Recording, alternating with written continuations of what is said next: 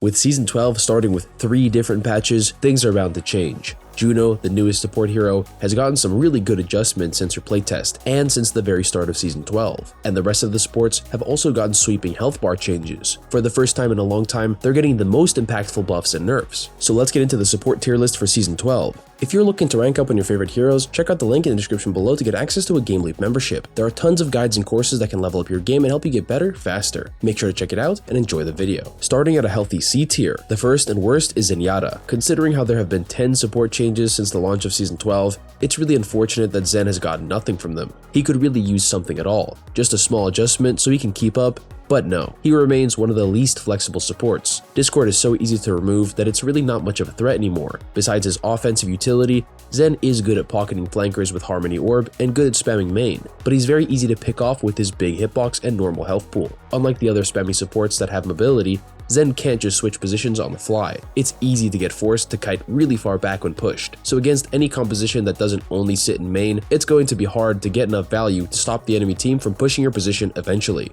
At least Zen has great corner spam. It's hard to secure constant damage on the tank if they use cover to dodge your Discord, but both the secondary fire and the normal primary fire spam are good for pressuring enemies right before they take space. It's a bit too defensive, but with long ranges, Zen is decent despite being the weakest of the supports. Moving on, also in C tier is Moira. She's getting a more aggressive change. Her health bar reduced by 25 HP, and her damage increased to 65 DPS again. The damage is a decent compensation for the lower HP, but it's definitely not enough to keep her spot in B tier. Moira is strong when supports need to survive and the others just can't keep up, or when rushing your team forward with group heals. Both of those playstyles need Moira to be sustainable more than lethal, so this isn't a great change for her optimal playstyle. Because of her crazy heal output, she has a lot of wasted potential staying on the flanks, but even with this change, it's not more viable to play a more off-angle style like Illari can. She's just weaker overall, and pretty much the same in the duel. Although Moira could be annoying to play into, this isn't really a positive change. The only advantage of this patch is that she'll kill the other 225 HP heroes decently fast.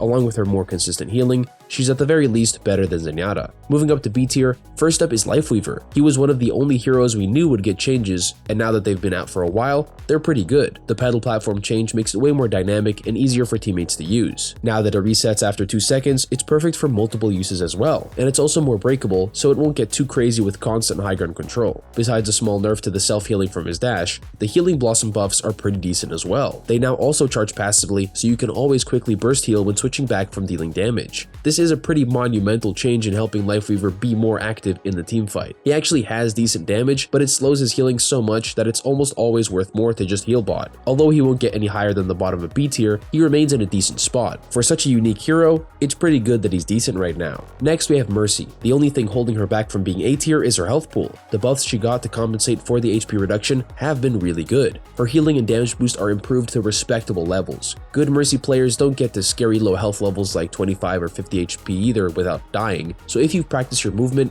it shouldn't hurt that much. But in situations where you get rightfully forced out and pressured, you'll be forced to leave the fight even further than before, or risk dying quickly. The high risk, low HP, and the high reward 30% damage boost work really well together. There are some really easy ways to kill Mercy with the decreased health though. It's not going to be easy to survive, and it's why Mercy's still in B tier, but she was always vulnerable to flankers and focus fire. This season, her team support is finally worth that vulnerability. There are a lot of other supports above her in the tier list, but the gap between them has closed a lot. Mercy's always been a hero that's worth focusing down, but now your enemies have to take you out before that 30% damage boost dominates the early fight. Moving up to A tier, first is Illari. She's gotten some downgrades recently after her top performance in not just ranked, but also in the top levels of pro play. Despite that, she's a solid A tier hero. Her healing pylon buff from a while back allows her to heal just enough to sustain her team while still putting out consistent damage. Her captive sun is also easier to hit, so although her regular damage has been nerfed slightly, she'll still be able to hit hard in the ultimate cycles. She's definitely in a really good place right now. It may not be fun for the damage heroes, but she can mark most flankers well enough, and her burst healing is crazy good for quickly saving teammates. It's not as good as a Suzu or an immortality field, but it's enough to prevent an untimely death.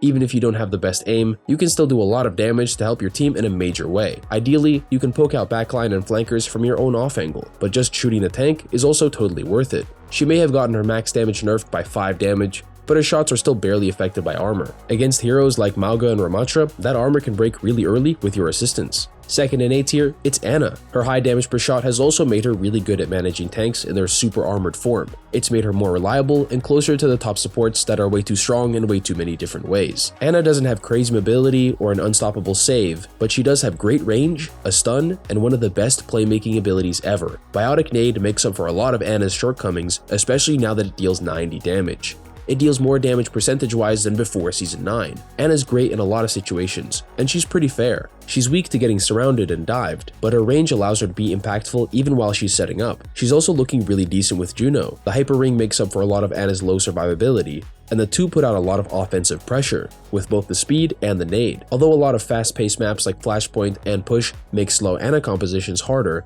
she's easy enough to play on most maps unless the enemy team is really sweating to pressure you. And now for the top hero in A tier, it's Baptiste. Everyone else has been slowly nerfed while his kit has been stable for a while now. In ranked, he's the best hero for solo pocketing a whole team, and unlike Lifeweaver, he's always been actively spamming at the same time. Amplification Matrix isn't as oppressive as Kitsune Rush for example, but double damage and healing will always find a way to make a big impact. Even though the ultimate is more favored on flat, long sightlines, when you're on maps with high ground instead, you can still take advantage of Bap's mobility to escape pressure. Finally, there's one big advantage for Bap with the health pool changes. Because he deals exactly 25 damage per bullet, all these nerfs perfectly suit him to kill all those heroes in one less shot. And with headshots dealing 50 damage, some heroes might be burst down really quick if they're not careful. The meta is getting really fast, which can sometimes be good for Baptiste with his brawly style. In this patch though, he's just a bit too squishy for S tier. So finally, moving on to the top 4 heroes, let's get into the best supports. This season, they're seriously strong. First, we have Brig, who's especially good recently. Armor on a support is incredibly strong. This patch nerfed a lot of flankers too, so Brig is pretty much 100% counter to enemies trying to kill your supports. And most importantly,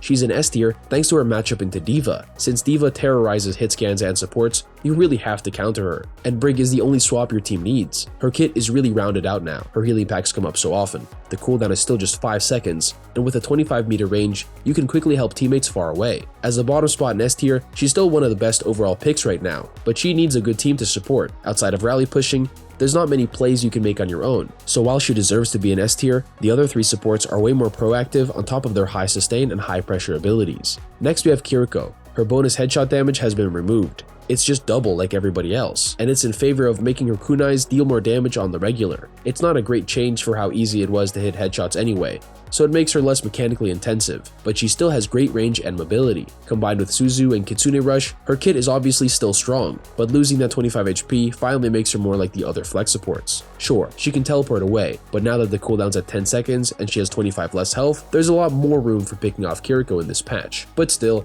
she's an insanely high value hero. She's not out of S tier, and she's not even much farther behind the 2 top supports. The second best support this patch has got to be Lucio. He got the best result out of the health pool changes. His playstyle has been spammy and supportive, so the missing 25 HP doesn't matter as much, while the damage upgrade is a big deal. Lucio's back to being one of the best supports for poking enemies. It's crazy how he can even beat Iliari and Zenyatta sometimes, but his damage is just that consistent. Besides that, even though Juno's joined the roster with a new speed boost for everyone to use, Lucio's constant speed aura is still useful and keeps him relevant, and now that his damage has been increased, he has an advantage over Juno when it comes to spamming. Lucio is really powerful now.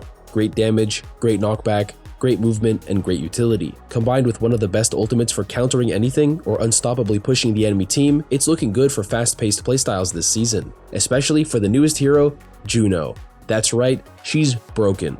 She hasn't launched on the safe side of strong as the devs were hoping for. Instead, it's the busted side of strong. Before the hotfixes, it looked pretty close. Juno was already pretty easy to force out with 250 HP, but after the glide boost buff reducing the cooldown to 6 seconds, it's not too hard to stay alive. Her damage and healing output have been changed a lot. Her gun's fire rate got decreased, then the damage got increased, and then the fire rate got reverted. In conclusion, she deals slightly more damage and slightly less healing compared to the playtest. For a hitscan burst fire weapon, the numbers are really good, 100 healing per second and 116 damage per second. With such a massive surplus of ammo, she's about as consistent as Baptiste without the area of effect healing. So with a decent neutral, she's got a good baseline, and her Hyper Ring and ultimate push her over the line to being the strongest. Hyper Ring is much easier to coordinate than Lucio's amp.